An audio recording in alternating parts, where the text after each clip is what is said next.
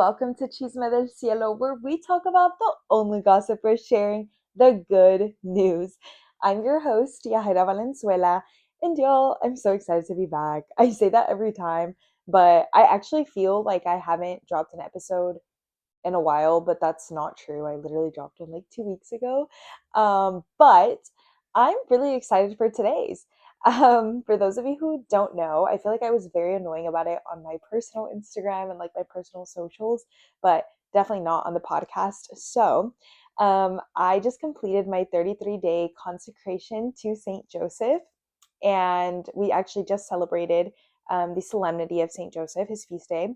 And so it was just such a joyful and amazing day for me. And I just had so much fun with this consecration.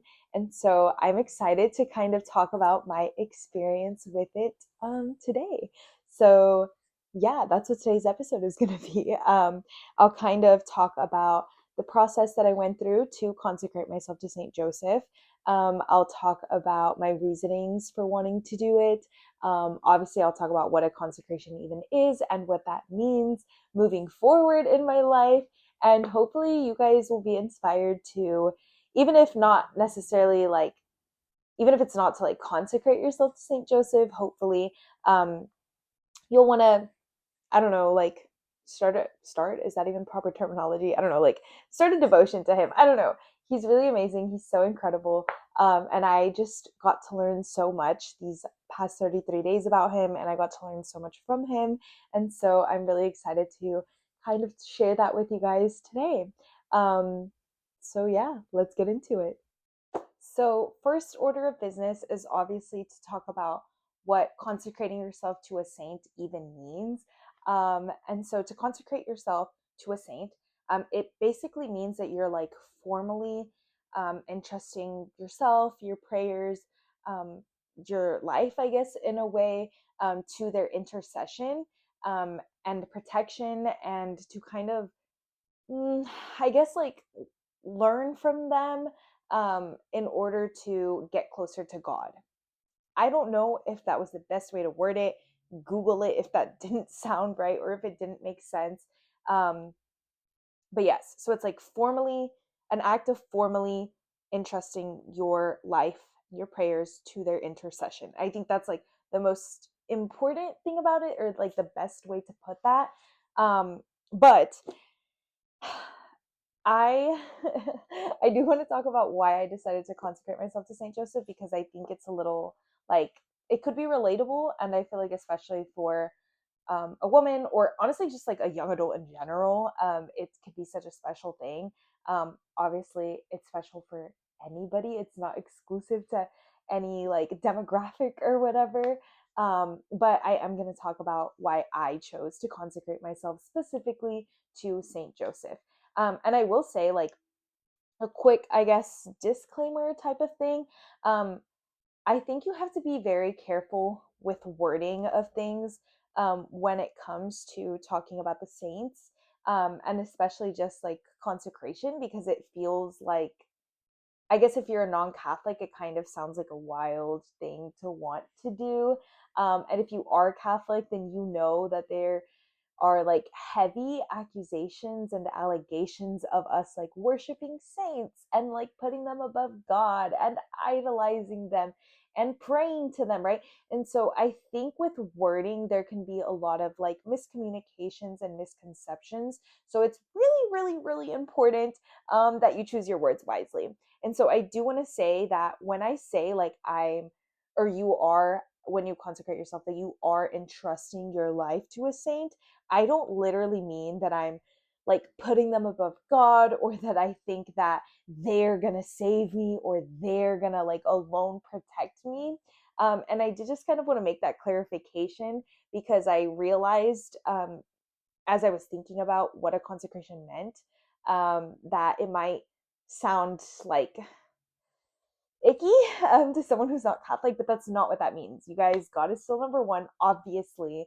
The saints are just, like I said, examples, right? So they are meant to help us grow in holiness and help us grow towards God, and again, just to serve as kind of intercessors. So it's not necessarily that a saint is going to protect me on their own, but they're going to, because they're in heaven, we believe that they're in heaven, they're going to like basically go and say, hey God, like, you hear her, like, I think she needs you.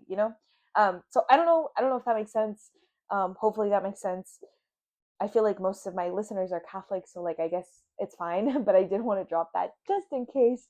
But back to why I decided to, right? So um, I know that a lot of people actually consecrate themselves to Mary, and that is something that I want to do because I am a woman and I pray that I'll be a mother one day, whether that's spiritual or like a literal mother.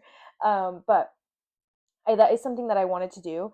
But um, what actually prompted my, like, I guess, desire to initiate this consecration was being a woman. Actually, it's funny enough, but um, so I had heard about the consecration to Saint Joseph. I want to say like a year or two ago. And it was always something that interested me, but I wasn't really in like my reader era at the time. And I was like, let's be real, I'm gonna pick it up because I actually, funny side note, I have a book for a Marian consecration, and I just like have had it sitting on my shelf for years, and I've never actually done it. So when I saw the St. Joseph one, I was like, girl, like, let's be 100. I'm not going to do this. But I've been reading a lot the past like 2 years. So I was like, no, like, I'm ready. Now that I'm a reader girl, like, I'm ready to lock in. And so I decided this year was my year. And another big reason why I decided that this year was my year is because of where I am in my discernment journey right now. If you've been listening for a while, or if you've been in my life for a while, then you know that I am currently discerning my vocation. And for a while, actually, I was like strictly discerning religious life, because I thought that that's where God was calling me.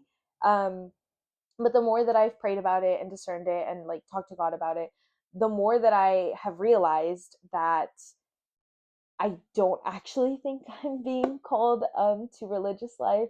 And obviously, we're all always in discernment. I'm still in discernment. I am clearly not getting married anytime soon. So, like, I'm still obviously open to either one because at the end of the day, it's going to be whatever God wants. But I do think that right now, He is calling me to marriage. Maybe not right now, like he's not calling me there now, but like I do think that that's what my vocation is going to be. But I don't know, we'll see. Please continue to pray for me because I'm very confused. But aren't we all? But anyways, so when I kind of, I guess, made this like realization, or I realized that God maybe wasn't so much calling me to religious life, and even if he was, I kind of realized that one of the reasons why I think um religious life was so like attractive to me, on the more human side, like it wasn't so much that God was calling me there, but it was more so that I like wanted to be there because, guys, who the heck doesn't? The sisters are so cool. Like, nuns and religious are so cool. Why would that life not be attractive to someone? Like, let's be so for real. Let's be so for real. But anyways, I was like, okay, maybe it's just because I feel like maybe not that I can't find a man or like a good man, but maybe it's just that my experiences with men in my life right now, like I was like, well, maybe they're just like, I don't know, like maybe subconsciously they're traumatizing me, like maybe there is some healing that needs to be done. I don't know, but I figured that if I am being called to marriage, if I am to be like preparing myself to be married one day, then I need to have a solid example of what I should be looking for in a man, right? And it's not even that I'm looking for a man, right? Because women, we don't chase, we attract, or whatever, like it's biblical, right? It's not that I'm like going out of my way to look for a man, but it is like if a man approaches me, I need to know, like, are you my Saint Joseph or not? And so it got me thinking, and I was like, wait, I had heard of this consecration, and I was like, I'm very interested all of a sudden, right? Because I'm like, maybe I am being called to marriage, and I think that I need to know what a good man is, right? What a good husband is, what a good father to my future kids is. Like, what does that even look like? And I love my dad, no hate to my dad, but my dad is just a human. And hear me out, I know that St. Joseph was also just a human. So again, I'm not saying he was like this divine person or anything. Don't get it twisted. However, he was a very good man. And there's a reason that God chose him to be the foster father, you know, the earthly father of Jesus. And so I was like, let me look into that. And again, I say all this just to kind of give some background as to why I decided that this was something that I wanted to do for myself right now. And I don't know, maybe you're in a similar boat, or maybe you're a man who wants to be that good husband and that good father. And you also need to learn about St. Joseph, right? Like, there's something for everyone. So I'm not saying like you have to be a single woman or like a woman who's getting married, right? No, that's not what I'm saying. That's just how I thought of it in the beginning. Um, and so yeah, that was kind of what prompted my consecration. I was like, you know, I really want to get to know Saint Joseph. I really want to learn more about him because he was Mary's husband, and you know he was a good and faithful and loyal and amazing husband. And he was Jesus's earthly father, and you know he was a good father, a provider man, a working man, right? And I was like, and that is what I want, and I think that that's what God wants for me, right? A faithful, loyal, protective worker, like, man, you know? And so I was like, okay, it's my time. It's my year. I'm ready to like take this next step, I guess, in my life and get to know St. Joseph. And so I got this book. Now, this is not sponsored. If you're watching this on video, then you can actually see that I'm holding up the book. But I used this book. It's called Consecration to St. Joseph, The Wonders of Our Spiritual Father. And it's by he is a priest, yes, Father Donald Calloway. I don't know if I'm saying that right, but it is a 33-day consecration. And honestly, you guys, it was so easy to follow. I you know, I thank God for this book, genuinely, because it was so informative. It was so easy to follow. It was so like well written that everything just like, guys, I was learning something new every day of those 33 days, and it was beautiful. When I tell you this book did everything it needed to do, and you know, you're praying every day as well. So like God and St. Joseph also put in the work. But you guys, like, when I tell you I fell in love with St. Joseph so hard in these 33 days. Like, I was like, if my expectations for a man, if my like what's it called, my dream man or whatever, like if I already had, if the bar was set high for my dream man, the bar has just been raised even more. I was like, if I was already being picky, I'm gonna be even more picky now, because y'all, I am determined to find my Saint Joseph. I mean, if that's what God wants for me, of course. But I was just reading this, and every day, you guys, every day it was something that I was just like, oh my gosh, he is so amazing. Like, Saint Joseph is really that guy. Like, he is him. um but it is genuinely, it's such a good book, and I do recommend it to anybody who might be considering a consecration to St. Joseph. And remember, like, the consecration is the formal act, right? It's like, I literally said like a consecration, act of consecration, um like statement prayer thing at the end of the 33 days. So like, if you don't actually want to do that, but you want to know more about St. Joseph, it still might be the book for you, because I'm telling you, I learned so much.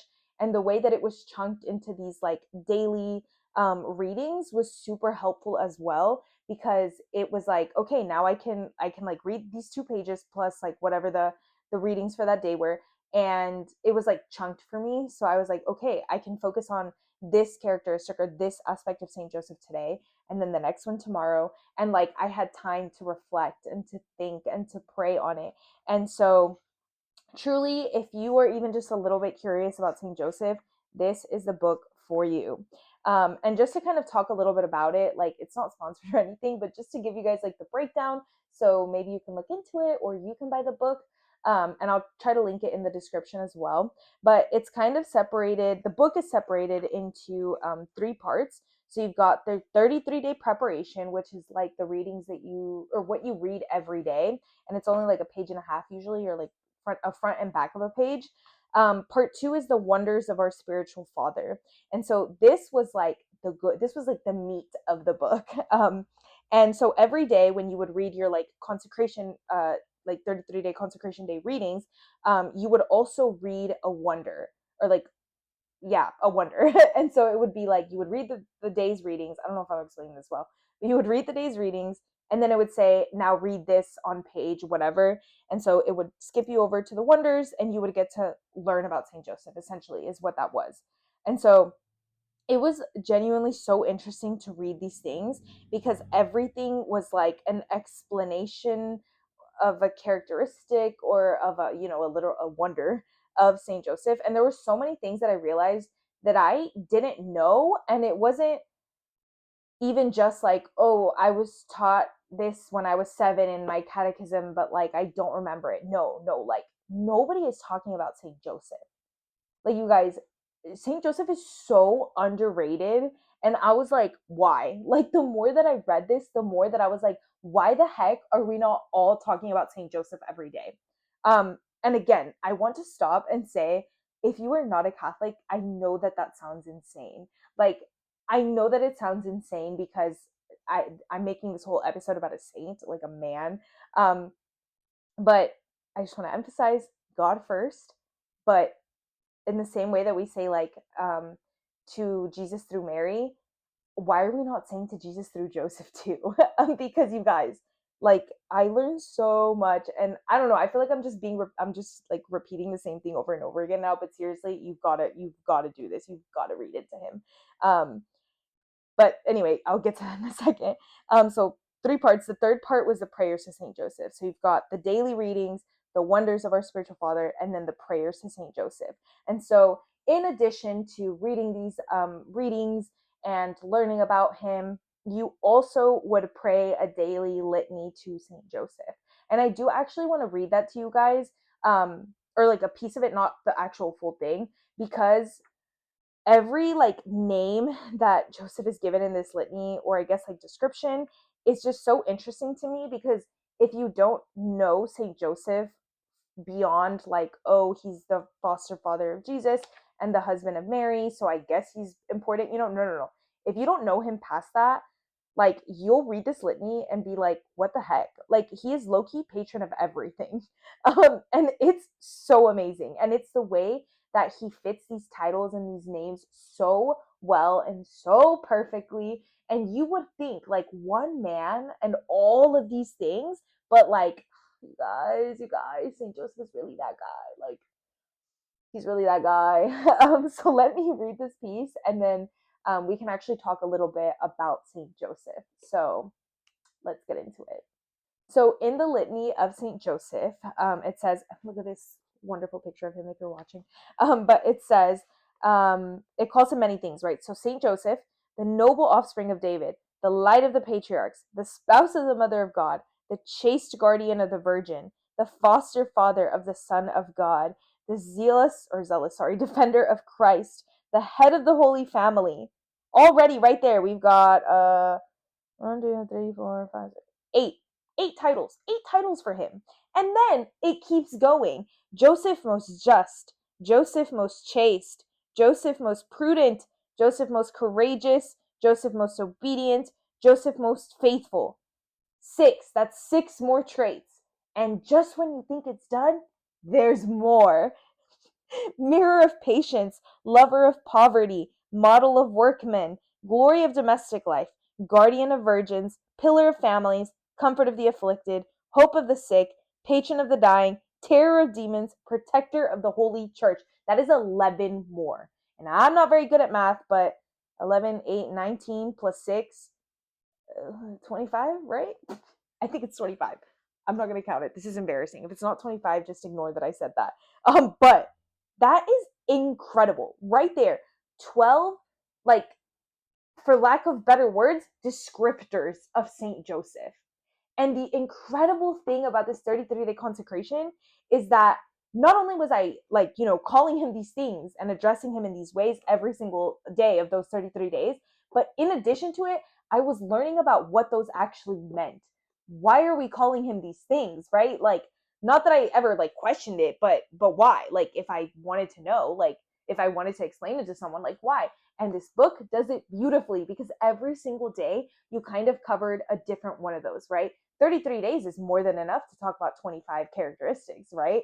Um, and so, you guys, it was truly, truly just so beautiful because now I can sit here and I could, if I had the time and I mean, I do technically have the time, but if I had it like in me, if I had the memory, I guess is what I'm trying to say, to go through all of these and explain them to you, I could, because that's what this 33-day consecration did for me. And that is just amazing. But what I'm not going to do that because 25 is a lot, and I'm not going to cram into one episode what I reflected on and sat with for 33 days. But I do want to go over, I guess, like talk about some of my favorite ones because Saint Joseph is just incredible. I don't even know how else to say it because he's just incredible, and you need to look into him because again, I feel like he's so like overlooked. He's so like side characterized. I don't even know if that's a good term, but like he gives NPC, but he if you don't know what NPC is, it's like a non-playable character. But he low-key gives NPC in our faith. I feel like he's not talked about a lot. Um, but he should be. He should be. Hello? So, just to get into some of my favorites, obviously, me being a woman, the number one is Joseph as the husband of Mary. Um, One of the coolest things that I learned that I feel like I feel like a lot of people were thinking the same thing I was about this, but I always thought that when Joseph wanted to divorce Mary after he found out that she was with child, with Jesus in her womb, I always thought it was because he thought she was like cheating. And then it wasn't until like the angel came that he was like, oh, okay, no, she didn't cheat. That's how I always thought it happened. But actually, knowing Joseph and the man that he was, I think the more probable thing, or more so like what did happen, is that he just thought that he wasn't worthy to be married to the mother of God. That he didn't think that he was worthy to be the earthly father of Jesus. And you guys, the humility of this man, like that is honestly so beautiful. And when I read that, I was like, oh my gosh, wait. No, you're right, because he wouldn't think she cheated. He wouldn't. And even if that was it, like whatever the reason was that he wanted to quietly divorce her, he wanted to do it keeping like her dignity intact. He didn't want to embarrass her, he didn't want to shame her. Like he genuinely just wanted the best for her. And what man is doing it like that today? What man? Tell me. Like that was such an incredible thing to learn. I don't know, it changed like my whole perspective on that. Um but also like he he just loved her so well. And he also like made a promise, and he was chaste and celibate. And again, like what man is doing that today? And they're married, and he still was like agreed with it.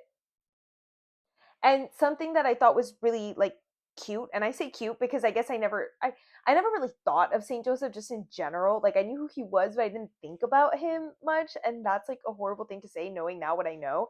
But like I just wasn't thinking about him. And so in the book it's like, a lot of people like think that he's old or imagine him being old, and the thing is I never thought that, but I guess I just didn't think about him at all. So I don't know if that's any better.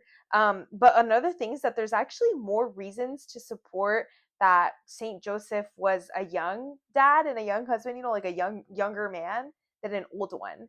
And I think that that makes this whole like chaste and celibate like vow even more special, and more of like, oh my gosh, this really is a role model. Because, an old man being chaste and celibate is like, whatever, okay, cool. But like a young man, like, okay, king, yeah, like, okay, let him cook. Because, today it's like, well, men have needs, and who's gonna want to wait, and blah, blah, blah. But like, okay, he was a young man, and he did it. No complaints. And speaking of no complaints, he was obedient. He was so obedient.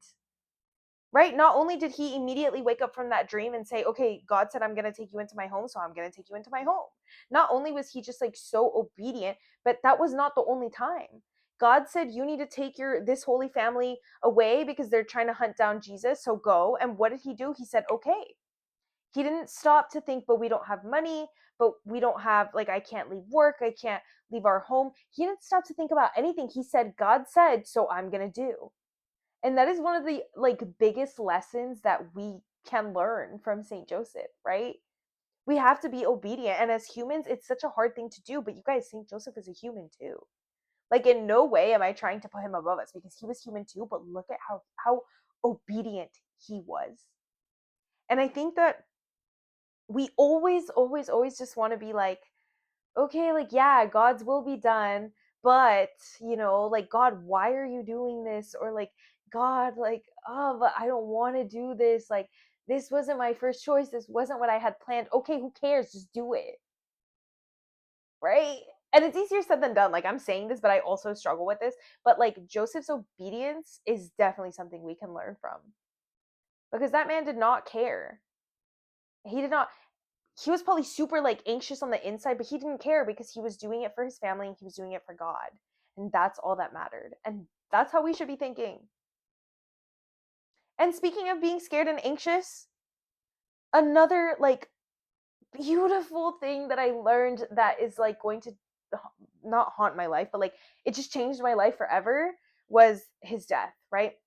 So one of the things that is more well known, I guess, about Saint Joseph is that there aren't any, like, in the Bible he never speaks, right? So there's nothing recorded that was said by Saint Joseph.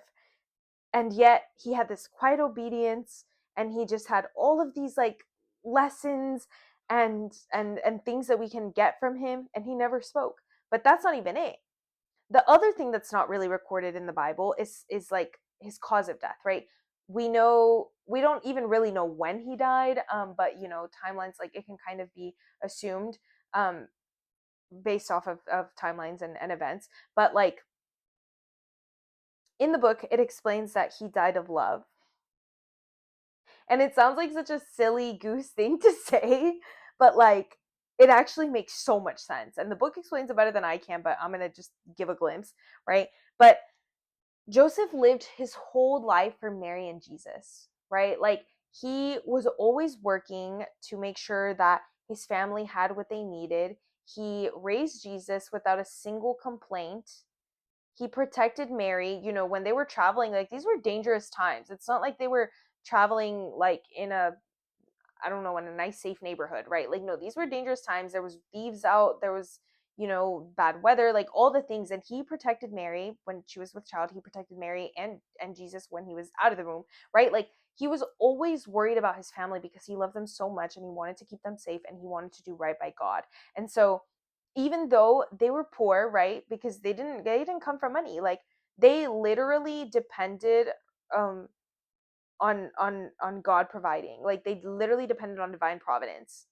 And you know what? And God does provide, and that's another life lesson. But like, all the while, he suffered, and a lot of people will actually say that he suffered more than any martyr in the history of the church. And that is like a crazy statement, but it really does actually make so much sense. So not only was Joseph the greatest saint after Mary, because we don't really call Mary like Saint Mary, right? She is a saint, but like, we don't call her that. We don't address her that way. So he's the greatest saint after Mary, because God himself chose him to be the earthly father of Jesus, and to raise Jesus, and to teach Jesus how to walk, how to talk, how to work, all the things. But also, he suffered more than all the saints combined, even the martyrs. And he wasn't martyred. It said that he had a very peaceful death, actually. And sorry, I got sidetracked. But to circle back to this whole his death thing, we don't know how he died or when he died, but what we do know is that he died in the arms of Mary, kissed by Jesus. He died such a peaceful death because he was surrounded by the holiness of Mary and Jesus. And if that is not, like, I don't want to say dream death, but like, if that's not a happy death, then I don't know what is. And fun fact, he is the patron of happy deaths. And what is meant by happy deaths is just that. you should use him to help you prepare for your death, because we're all going to die at some point. um and ask him to help you, like, when the time comes, to have a happy death, to be surrounded, to be in the arms of Jesus and Mary, to be surrounded by holiness, right? But they said that he died from love, or of love, because he loved them so much. And he just, not that he like wasted away loving them, because that's not what I'm trying to say. But like, I mean, yeah, you grow tired of it, like you grow old from it. But I think that's so beautiful that he just loved two people so much, so much, that that's how it ended for him. Like, guys, that's like the most fulfilling life I've ever heard of. That is the dream. I mean, to suffer so much, that's what does it for you. He suffered because he loved them, and he knew what was going to happen to Jesus. He knew what was going to happen to Mary. He knew, and he knew that he wouldn't be there for them when it did happen. Can you imagine raising a child and being married to this wonderful woman, and knowing that they're going to go through all of this hurt and all of this pain, and he wasn't going to be there for them, but he knew it was God's plan? Like, you guys, that made me so emotional. When I was reading that, I literally teared up, because I was like, oh my gosh. Like, no, this man did suffer, and he suffered so quietly. And you guys, again, that's another lesson. Because how often do we not suffer and go out and complain to the whole world, or suffer and just like turn against everyone and want to be alone or whatever? Like, you guys, he turned to God, and he knew that God had a plan, and he trusted God, and he was obedient no matter how much it hurt him, no matter how stressed he was about it or how anxious it made him. He knew it was the plan. And when I say, like, there's so many lessons that could come from Saint Joseph and his life, and just how he was, like, there are really so many, and I couldn't do it justice, but like this book can. And also, like, just read up on him about anything. But no, it's truly incredible. And I'm gonna stop there, because I could probably talk about him forever, but you don't want to hear that from me. I'm not the best source. I'm still learning. Um, but no, he really is incredible. I could not recommend this consecration enough, because at the end of the day, he is our spiritual father. Like, yes, we have God the Father, our Heavenly Father, but we also have our spiritual father, Joseph, up there with him. And when you need something, St. Joseph will provide, because in the same way that he cared for Jesus and he cared for Mary, he wants to care for you as well.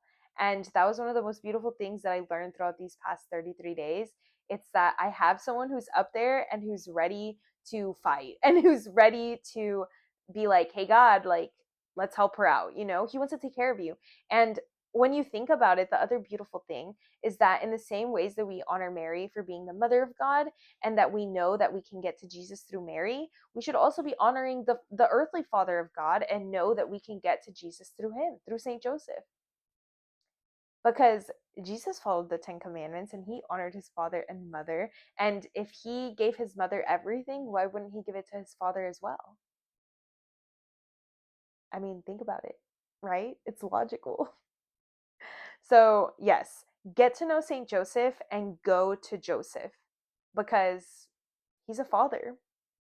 He's a provider, man, that one. And so he loves you very much, and he wants to protect you, just like he was the protector, or is the protector of the Holy Family, right? He is the protector of you as well. So go to Joseph, get to know Joseph, love Joseph like me, because I truly fell in love in these 33 days. I cannot emphasize that enough.